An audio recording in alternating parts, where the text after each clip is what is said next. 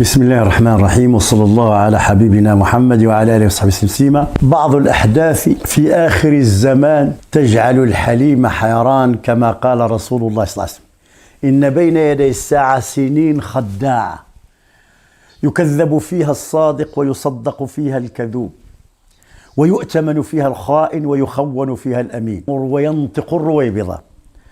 قلنا: ما الرويبضة يا رسول؟ قال: الرجل التافه يتكلم في أمر العامة. نعم، اختلط الحابل بالنابل، وهي زمان فتن كقطع الليل المظلم. يصبح الرجل مؤمنا ويمسي كافرا، ويمسي كافرا ويصبح مؤمنا، يبيع دينه بعرض من الدنيا قليل.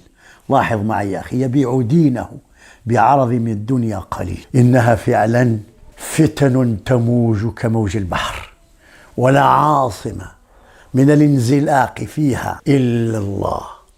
لا يعصمك من هذه الفتن إلا الله. فعلى الإنسان دائما يدعو الله تعالى ويقول: ربنا لا تزغ قلوبنا بعد إذ هديتنا وهب لنا من لدنك رحمة.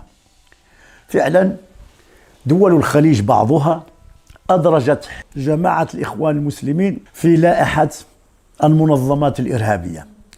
قلنا: هذه السياسة، ويمكن أن يكون لهم مآرب سياسية، لكن حينما يصدر هذا الأمر من هيئة علمية على أرض الحرمين، فالأمر ينبغي أن نتوقف عنده.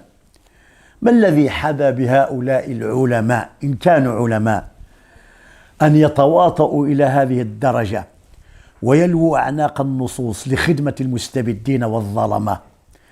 إن الإنسان لا يعجب. بلعوم بن بعوراء باع آيات الله، ولو شاء الله لرفعه بها، ولكنه أخلد إلى الأرض.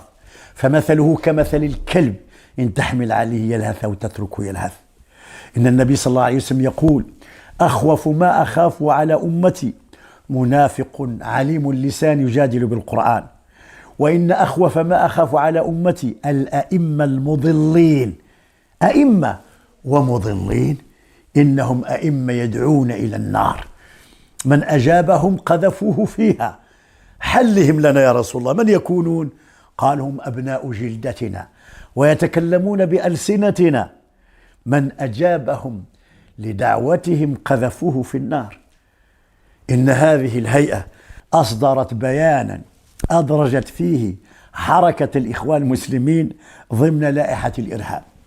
فما الذي يريدونه من وراء هذه الفتوى وهذا البيان؟ أولا، إنهم يريدون أن يمهدوا لتطبيع أرض الحرمين مع الصهاينة، لأن عجلة التطبيع تدور، ولأن الإدارة الأمريكية مع نتنياهو يريدون أن يضغطوا على الدول العربية لكي تدخل إلى حظيرة التطبيع الواحدة تلو الأخرى.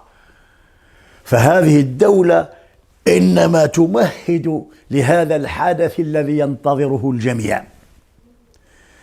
هذه الأولى.